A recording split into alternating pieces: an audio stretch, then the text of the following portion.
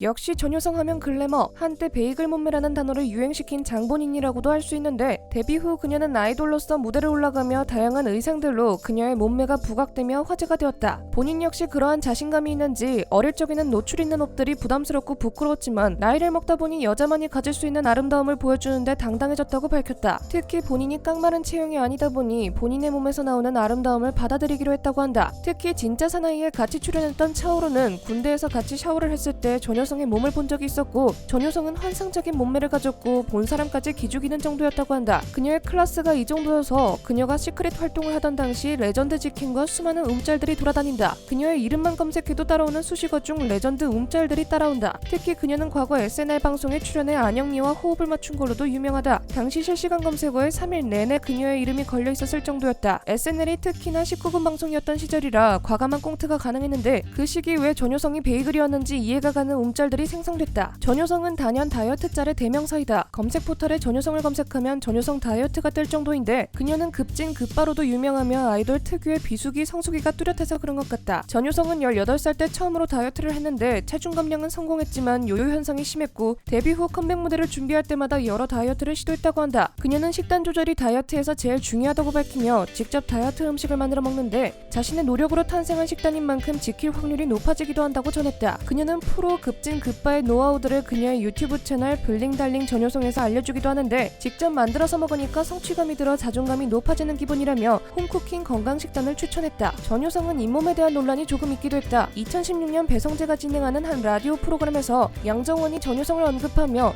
전효성씨 잇몸 수술했나봐요. 요즘 잇몸이 안 보여 라고 말이 이슈가 됐었다. 라디오에서 노래가 나가는 타이밍이라 양정원이 마이크가 꺼진 줄 알고 제작진과 나눈 대화가 그대로 송출된 것이었다. 이 사건으로 양정원은 전효성 팬에게 엄청난 문매를 맞게 됐고 전효성은 이에 쿨하게 받아치며 아무래도 전문적으로 방송을 하셨던 분이 아니니 사적인 얘기를 해도 되는 순간이라고 생각하셨던 것 같다. 우리도 흔히 사담으로 연예인 얘기를 하지 않냐, 흔히 할 수 있는 이야기를 했다고 생각한다 라고 전하며 뜻밖의 쿨한 대인배 면모를 보여주었다. 전효성은 꿈꾸는 라디오를 진행하고 있다. 종종 개편되는 과정에서 스페셜 DJ 체제로 운영되는 듯 했으나 2020년 5월부터는 전효성이 진행하게 되었다. 가장 최근 화제가 되었던 회차로는 유재남, 이석훈과 브레이브걸스였다. 당대 핫한 가수들이 스페셜 DJ로 출연해 종종 화제를 불러모으기도 한다. 특히 이석훈은 SG워너비 시절과는 비교도 안 되는 인기를 누리며 그가 꿈꾸는 라디오에 나온다고 했을 땐 그의 다정한 보이스를 기대하는 팬들이 폭주했다고 한다. 전효성은 2013년 OCN 드라마 처형에 여고생 귀신 역으로 캐스팅되면서 본격적으로 첫 연기에 도전하게 된다. 제작진들에게 본인 역할을 분석한 편지를 보낼 정도로 열정이 남달랐다고 한다. 처형은 전효성이 연기력 논란 없이 마지막까지 동시간대 시청률 1위를 유지하며 종영했다고 한다. 그녀의 연기력은 꽤나